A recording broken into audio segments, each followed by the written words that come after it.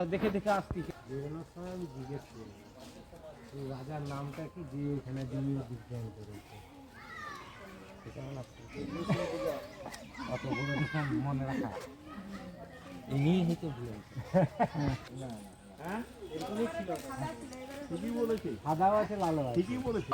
রান্নাঘর এটিকে বছর 6 আগে পুরোটি মেনটেন্স করে এসি রুম করে রাখা হয়েছে। প্রেজেন্ট মালিক সঞ্জয় সিং দুগারের ফ্যামিলি কিংবা ওনাদের পার্সোনাল আত্মীয় স্বজন আসলে এখানেই থাকেন। সকলে যে পুকুরটি দেখে আসিলেন, এই ধরনের মাছগুলো এই পুকুরে পুষা রয়েছিল। মাছগুলো মারা যাওয়ার পর নিচে মাটি খুঁড়ে মাছের সমাধি দেওয়া রয়েছে, ওপরে মূর্তিগুলো তৈরি করে রাখা হয়েছে সে সময়ে নিদর্শন। ভালো করে দেখে নিন, এই গণেশ একটি ভালো করে ছবি তুলে নিন।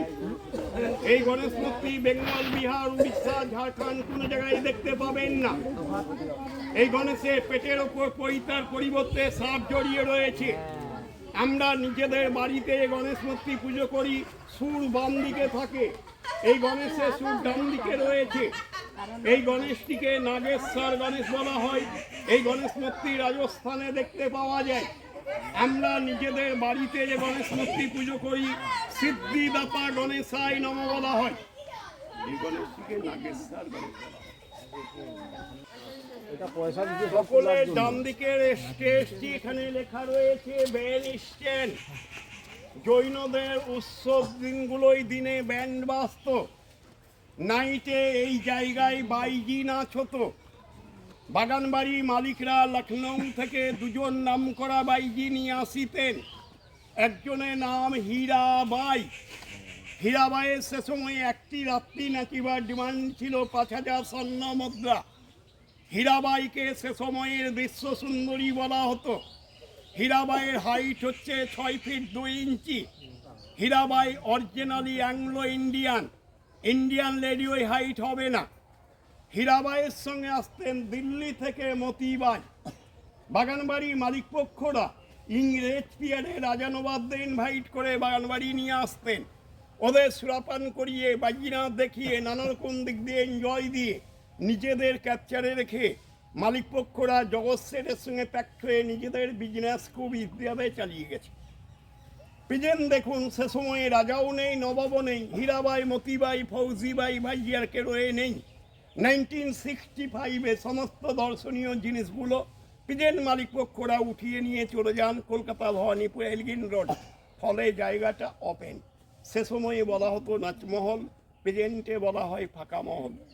প্রেজেন্ট বাইজির অভিনয়ে যা রয়েছেন, হেলেন পদ্মা খান্না কেউ নাচেন না। আপনারা যারা নাচমহল দেখবো অনুভব করছেন, জৈন মন্দির দেখে 10 মিনিট পরে পথ দিয়ে ফিরে আসবেন, নাচমহলে ফিরে যাবেন, নাচমহল দেখবেন, ছবি তুলবেন, লাস্ট কথাটাকে মাইন্ড করবেন না। কারো যদি হীরাবাইয়ের মতো একটু নাচিবার ইচ্ছে থাকে, নেচে আসা পূর্ণ করিয়া লইবেন, তবে ফ্রি অফ কস্ট 5,000 স্বর্ণ মধ্যে পাইবেন না।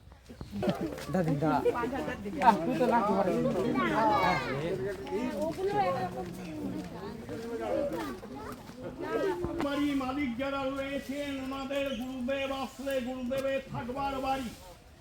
জৈনরা ওনাদের গুরুদেবকে দাদাজি বলেন। সামনে প্লেটে লেখাও রয়েছে দাদা বাড়ি। গুরুদেব আসেন সাদা বসের গুরুদেব আসেন পুরোটি উলঙ্গ, যাদের ন্যাংট সাধু বলা হয়। দিগম্বরের গুরুদেবরা আসেন জৈন মন্দির দর্শন করে এখান থেকে। দুপাশে দুটো নিউ মূর্তি রয়েছে, হোয়াইটটি শ্বেত ভৈরব, সামনে ব্ল্যাক প্লাটি কাল ভৈরব। বাড়ি স্বচ্ছ বয়স্ক গাছ এটি। এটা শ্বেত চাপা ফাপা। এর ভেতর আমার মতো 5 জন লোক প্রবেশ করে রইতে পারবে। সামনে আসুন।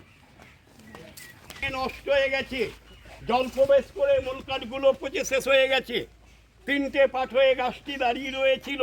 একটি পাট 25 বছর আগে পড়ে গেছে, তবুও জীবিত রয়েছে। এই একটি শ্বেত চাপায় গাছের ফুলগুলো সাদা বা হোয়াইট, পাশে ছোট গাছগুলো স্বর্ণ চাপা। তা থেকে নিয়ে সেখানে গ্যারেজ করে রাখা হয়েছে। গত বছর যিনি এসেছিলেন, গত বছর কে এসেছিলেন মাছের রঙ?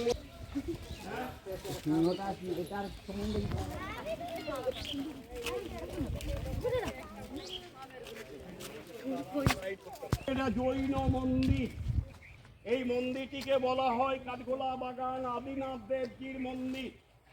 মন্দিরের ভেতরে রয়েছে আদিনাথ পরেশনাথ মহাবীরের মূর্তি। এর ভেতরটা প্রবেশ করে দেখতে হলে আপনাদের প্রত্যেকের সামনে সাদা গেটটা দেখতে পাচ্ছেন মন্দিরের মতো, ওই গেটের বাইরে প্রত্যেকে জুতো খুলে ভেতরে প্রবেশ করতে হবে।